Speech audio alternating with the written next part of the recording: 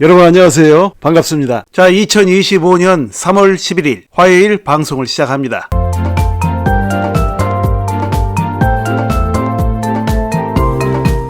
자, 여러분 말이죠. 여러분께서는 지금 선택을 하셔야 될 아주 중요한 기로에 서 계세요. 자, 그게 왜 그러냐면 지금 나왔기 때문이에요, 여러분. 뭐가 나왔느냐? 아주 중요한 게 나왔죠. 자, 무엇이 나왔는지 차트를 보면서 말씀드리도록 하죠. 자, 리플 XRP를 보시면 말이죠. 자, 리플 XRP가 좀 전에, 자, 업비트 기준으로 이제 2,800원대까지 갔어요. 2,853원. 자, 그런데 이 그림이 말입니다. 어떤 그림이냐면, 이제 하락하다가, 이제 바닥 한번 찍고, 자, 그리고 나서 다시금 이제 쌍바닥을 찍는 모습이에요. 자, 바로 이런 그림이 나왔어요.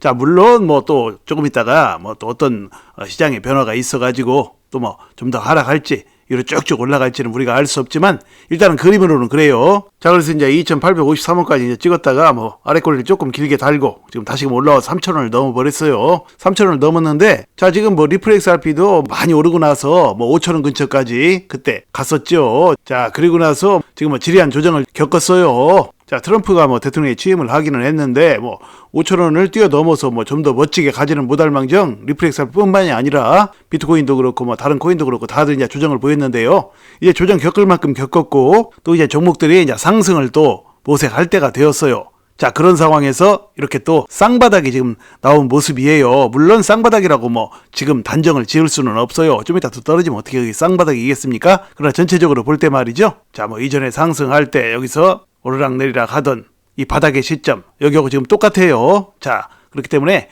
여기서 이제 다시금 또 이제 쌍바닥을 찍고 멋진 상승을 했으면 좋겠어요. 그렇게 될 가능성도 상당히 있어요. 자, 그런데 이 모습이 말이죠. 이 쌍바닥의 모습이 비트코인이랑 비슷해요. 자, 비트코인 보시죠. 자, 비트코인 보시면 자, 비슷하죠. 자, 이게 지금 비트코인 모습이에요. 자, 리플 XRP 한번 다시 보시죠. 자, 똑같죠. 이 모습이. 자, 비트코인 다시 보시면 자, 그래서 이렇게 이제 비트코인도 이렇게 쌍바닥을 찍고 자, 비트코인도 그동안 많이 올랐다가 조정을 잘 겪었죠. 잘 겪었기 때문에 시장 대장 코인 비트코인이 이제 또 이제 상승을 또 할 때가 되지 않았겠어요. 자, 그래서 이제 이게 이렇게 쌍바닥을 딱 찍어 준다면 비트코인이 됐든 또 리플 XRP가 됐든 이렇게 이제 쌍바닥을 딱 찍고 쭉 올라 준다면 이번에 이제 아주 멋진 상승이 나오겠죠. 자, 그런데 지금 말이에요. 지금 여러분께서 만약에 리플 XRP를 좀 매입을 해야 되겠다, 사야 되겠다라면 가격은 아주 좋은 가격대이죠. 자, 3,000원대를 깨고 2,800원대까지 갔었어요. 자, 그러면 다시 또 2,800원대 오면 사야지 이렇게 해도 잘 안 오는 경우가 많죠. 자, 그런 바닥이 순식간에 쭉 나오고 그리고 다시금 이제 올라갔을 때 자, 한국 가격으로는 2,800원대 오고 3,000원대는 이제 단위가 틀리죠. 자, 마디 가격을 딱 깨고 내려갔다가 다시 마디 가격 위로 올라왔을 때 자, 올라와서 초반일 때 여기쯤에서 사도 저는 무리가 없다라고 생각을 해요. 주식에서도 그렇죠. 주식에서도 꼭 마디 가격을 딱 깨고 그리고 내려갔다가 이제 마디 가격 위로 올라가고 하면 그게 또 이제 매수 타임이 돼요, 여러분. 자, 그런데 말이죠.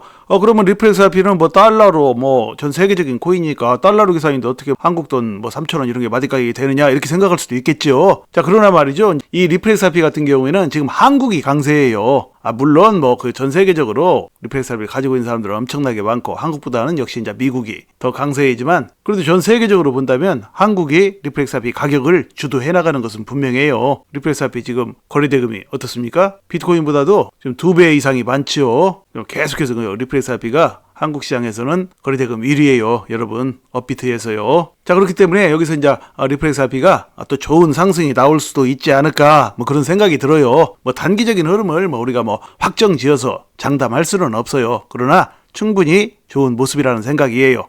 자, 이 차트의 모습을 두고 또 무슨 헤드앤숄더가 어떻고 헤드앤숄더는 또 이제 하락 신호다 그래가지고 헤드앤숄더니까 더 밑으로 계속해서 이제 하락할 것이다 이렇게 보는 관점들은 말이죠 굉장히 비관적인 관점이에요. 헤드앤숄더니 뭐니 이 차트는 말이죠 전부 다 후행성이에요. 헤드앤숄더인 줄 알고 다 팔아버렸다가 갑자기 시장 상황이 좋아져서 이제 비트코인이 상승을 한다든지 해가지고 시장이 다시금 급등을 하면 리플 XRP도 이제 함께 급등을 하게 되어 있어요. 동조화가 돼서 함께 올라가죠. 자, 그렇게 되면 그냥 단순하게 그냥 모양만 보고 헤드앤숄더라고 해가지고 이제 팔아치우고 했던 사람들은 다시금 따라잡지를 못해요. 일단 한번 팔고 나면 말이죠 다시금 바로 비싼 가격에 사지를 못하게 돼요. 사람 심리가 그렇게 되어 있거든요. 그래서 일단 한번 팔고 나면 그 종목을 영원히 놓치는 경우가 굉장히 많아요. 그렇기 때문에 단기적인 흐름에 부안해동 해서는 안 되는 것이죠. 그래서 헤드앤숄더니 뭐니 그 맞지도 않을 단기적인 차트의 모습을 보고 유행을 바라면서 부안해동하지 말고 그냥 꾸준히 들고 있는 것이 결국은 큰 수익을 내는 지름길이 되는 거예요. 자, 그래서 말이죠. 리플렉스 RP가 지금 그동안 5,000원 근처까지 갔던 것을 생각해보면 상당히 많은 조정을 겪은 상태예요. 그러니까 뭐 추가 매수를 한다든지 하는 데에도 큰 무리는 없다라고 저는 봐요. 이 정도 가격이면. 자, 또 뭐 좀 더 욕심을 부리면 3,000원 깨고 다시금 내려가서 뭐 1,000원대